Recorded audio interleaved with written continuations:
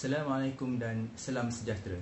Ribut pasir dan hujan yang turun tidak menjadi penghalang kepada pelajar perubatan untuk menghadiri Majlis Semarak Fitrah Perubatan 2008 yang diadakan pada Jumaat 24 Oktober baru-baru ini.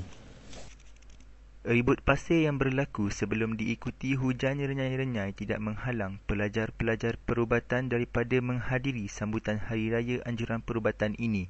Walaupun hujan telah mengakibatkan kesesakan lalu lintas ditambah pula dengan banjir di beberapa tempat, dijangka seramai 500 pelajar perubatan dari seluruh muhafazah Kahirah, Iskandariyah, Mansurah, Tontor dan Zakzik tiba seawal pukul 2 petang di Hadikah Yabaniyah Nadi Muqawwalun Sikah Kahirah untuk sama-sama menjayakan majlis ini.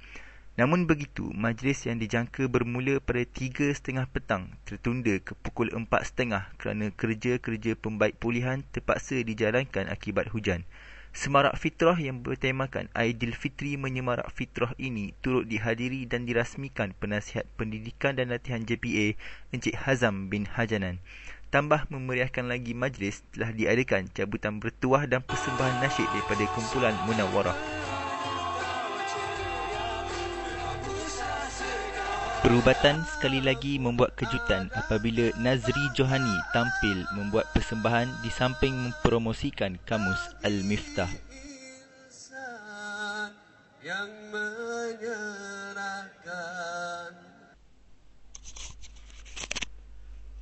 Sementara itu, Presiden Perubatan yang turut hadir, Tengku Abdul Kadir bin Tengku Zainal Abidin dalam ucapannya mengingatkan ahli perubatan agar memperbaharui niat sempena kuliah yang baru bermula.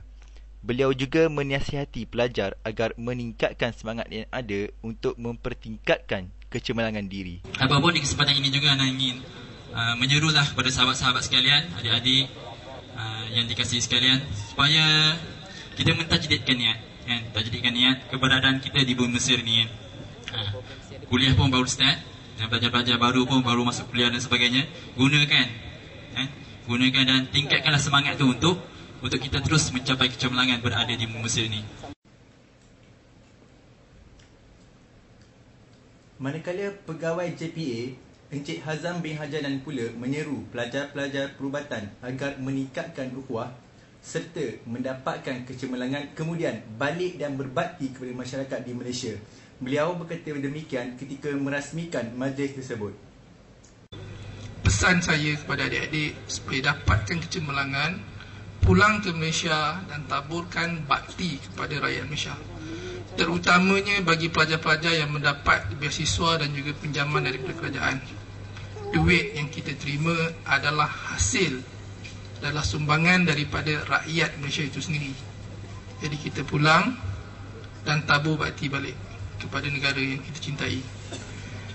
Untuk pertama kalinya, wartawan perubatan berjaya menemu ramah serba sedikit dengan Encik Hazam ketika majlis makan sedang berlangsung. Kita bersama wartawan perubatan Safwan Roslan.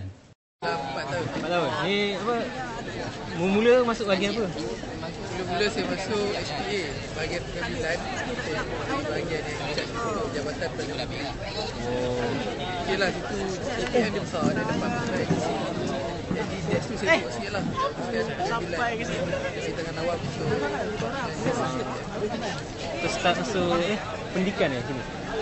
Sini PPL. Saya pendidikan PPL. Saya masuk bulan Mac tahun 2008. Oh, baru ni? Masuk terus sampai Mesir? Masuk dari attachment lebih kurang dalam 4 bulan lah. Mula sampai kat airport tu. Itu tengok apa perasaan? Rasa menyampah. Dekat mana start nyampah? Mula turun di airport tu. Beratur tu. Lepas tu airport dia buruk lah. Aduh. Tak sangka lah kan. Kita agak hebat lah. Katanya motor gadik baru kan. Tapi motor gadik tu lagi buruk daripada airport yang lama. Jadi kecewa sikit lah. Macam keluar sikit naik taksi dia lalu trafik di Cairo ni macam baran lah. Saya rasa nak mati kata lagi tu. Sekarang ni pendapat Cik Azam lah tentang pelajar kami lah. Nampak okey ke, nampak macam Pelajar okey. Kalau ikut laporan daripada pihak kementerian, dalam 70,000 lebih student di Mesir ni, student medik lah yang paling baik. Senang kita kontrol, senang. Student bagus-bagus kan, mudah lah kerja. Beliau selepas itu mengingatkan beberapa perkara kepada pelajar perubatan, khususnya mereka yang sedang mengulang tahun. Mana-mana pelajar yang sedang mengulang tahun ataupun pernah mengulang tahun, saya nak jumpa semua pelajar tu in person.